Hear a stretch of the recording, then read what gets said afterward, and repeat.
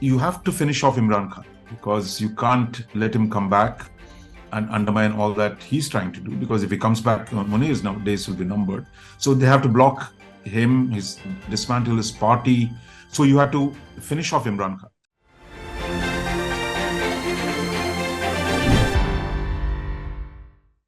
In this week's Raja Mandala and this week's column, you've looked at, of course, taking off from the arrest of Imran Khan in Pakistan. And your focus has been interesting. It's on General Asim Munir, who's taken charge in many ways. And you're seeing it's widely believed that the army is behind, or at least has a lot to do with Imran Khan's arrest, just as it did with his becoming prime minister some years ago. But, you point out that from Parvez, there's the hangover of Parvez Musharraf in the Pakistan party. That was the last time there was a military takeover.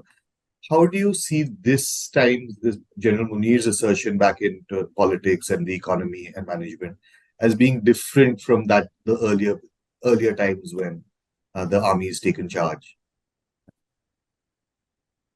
Yeah, I would say that under Musharraf, we were still in the era, the coup was done in 20th century, if you will.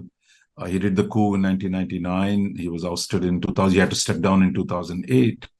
So in that period, an army chief could still take over and be the absolute dominant figure. Remember, he called himself initially chief executive officer. Then, after visiting India, he became president. So in a way that the army, he could just simply take over the whole thing, run it like a king or a sultan or a dictator.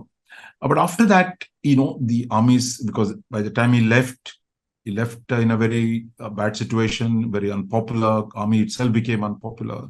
So what we've had since he stepped down was really what now Pakistanis call hybrid governments. Yeah. That is, you had to restore a measure of democracy, because that was actually the deal that the Americans compelled him to negotiate with Benazir, that he would step down, Benazir will come, there'll be elections, and we'll get back to some kind of democracy in Pakistan. So, of course, Benazir got killed. You had, Zardari win the election. And then in 2013, you had Nawaz Sharif in the election. So it looked like one civilian government giving place to another civilian government. We were settling down to a new cycle in Pakistan.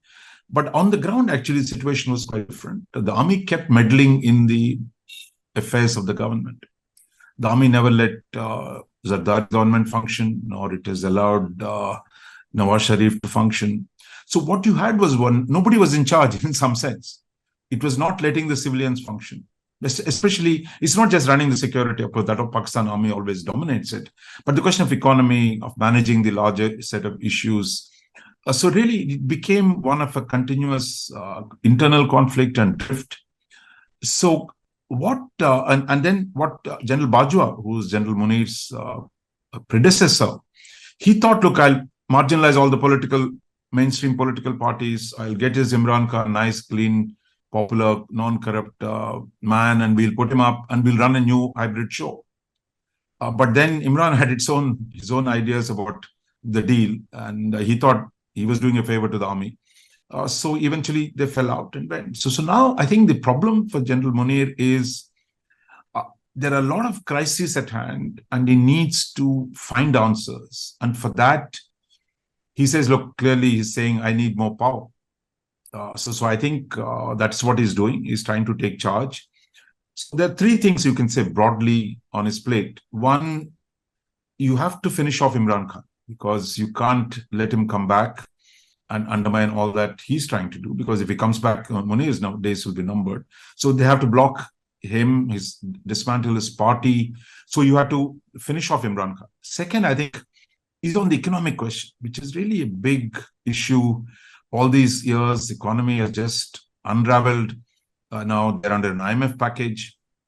Both Imran Khan and the current civilian government are not very enthusiastic about undertaking harsh measures. So now he's taken charge, and through the interim government caretaker setup that's going to come through. Now it is his baby. Now he has to implement the reforms. Yeah. Now, because I think what the Pakistan army has realized that, look, if the economy is broke, their own position is also going to be undermined. That is, in fact, I remember Bajwa, there were stories about him saying, no, there's no oil to run the tanks. Pakistan's economy is broke. They can't really take on India. So for them, some form of reform is necessary. But at the same time, any reform is unpopular. So I think that is the challenge he faces on the economic front. He's boldly stepped forward to do a number of things. In fact, selling off half Pakistan, if you will, public sector assets, land, mineral resources, ports, airlines, all in a single swoop. So now, on the face of it, it's smart, but actually there will be backlash against it. So how does he manage it? So that's the third issue he needs to manage, and there are challenges as well, is to deal with the problem of TTP, that is the Tehreek-e-Taliban Pakistan. They thought, look, we put the Afghan Taliban into power, they're going to help us deal with the TTP. But now it looks like TTP and that is Pakistani Taliban and Afghan Taliban are actually cousins. So Afghan Taliban is acting smart.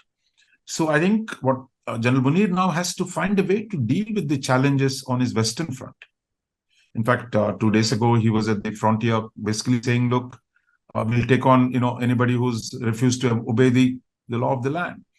But the Taliban and the TTP are not so easy to push around. So I think there is a conflict there. So these are the three broad challenges. I mean, the internal politics, internal security, and the economy, all three are at a period of great change, and he needs to find answers. And he's taking charge, which is bold. Yeah. Bold in both ways. I mean, too reckless or bold, but whichever way you talk about it, that I think that's why his tenure is going to be, I think, quite interesting and significant for those of us in Pakistan's neighborhood. So, just to go back to these three things, as all three challenges seem quite significant. I don't think a lot of us here realize the sort of entrenched feudal nature of Pakistan's economy. For one, Imran Khan may come back, as you say in the piece. Everyone should read the article. It's on the IndianExpress.com and should be in the description of wherever you're watching this video. So, but the other, within the army, we've been reading reports and analysis now for some time that Imran Khan also has considerable support within the army. And I mean, there may well be connections between the old feudal leadership, which has a certain stake in Pakistan, not liberalizing its economy, and the army as well. Do generals today have that kind of capital? Is the Pakistan army and it's how it governs going to be a monolith like that? Can it be completely top down? No, we saw that actually. I think Imran was enjoying a lot of support in the Pakistan Army's ranks, as well as in the crisis in the last 1 year. The large number of retirees, I mean, in Pakistan, the retired community, the army, pretty influential. Large numbers of them came out in support of Imran Khan and criticizing the army chief for, throwing out a clean man and bringing back Nawaz Sharif and, on the Sharifs and the Zardaris back in. So there's a lot of criticism. But I think when the Imran was taken into custody on May 9th, there was this rioting and they attacked a number of army properties and army symbols. So that gave an opportunity for General Munir to crack down hard. And in fact, there were a lot of ex-army people. There were some, wives, daughters of army generals. And he's put them all behind the bus, making it clear you can't challenge the army's dominance. So that's why you've seen in the last 2 days that there's not been much protests on the streets. So he's really cracked down. He's dismantled the PTI, engineered defections, basically saying, look, anybody who stands with him is in trouble. So I think he's quelled the thing inside the army. The interesting thing would be if he fails on any one of these fronts, that is on the economy or on the front, then the opposition will come back in. But at this point, he's got it under control.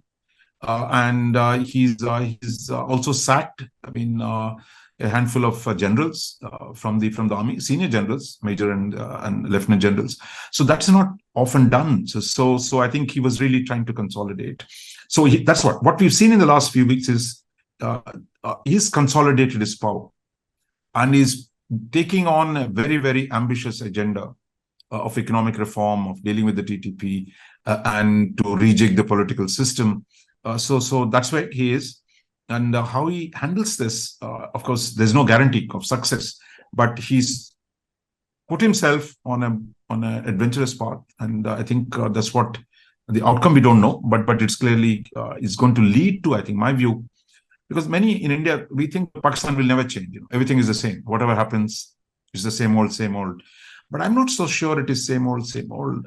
And that given the depth of the economic crisis, we are in a different situation in Pakistan, I think. In the past, because of Pakistan's geopolitical value, the Americans would step in and give him support because of Afghanistan for almost 40 years. Or he goes to the Gulf countries and say, guys, I'm broke, so they come and help. But this time, Americans, they said, look, you follow the IMF conditions. There are going to be no soft corners cut for you. Then the Gulf countries are telling him, look, it's no longer, just you come and take freebies. You want money, you give something. You sell us your assets. So put something on the table. You're not going to get, free lunch in the Gulf anymore. So I think that's why he's under pressure to sell. I mean, otherwise they wouldn't have taken this very risky position that, selling off all the top public sector enterprises. So I think he had to take risks. So that is a new situation. And when you do something major, even in Pakistan, the people simply accept the IMF pain, simply accept what he's doing, or will they push back? And if they push back, how much of repression can he embark on? So I think we're really at the beginning of a new phase in the evolution of Pakistan. Great. So, final question was, I think you answered it, most of it. From New Delhi, what might be a good way of looking at this? There is, of course, like you're saying, there's so much internally going on. What would it, for Pakistan, right? I don't know how much focus India will draw there. But as a general, any thoughts on that?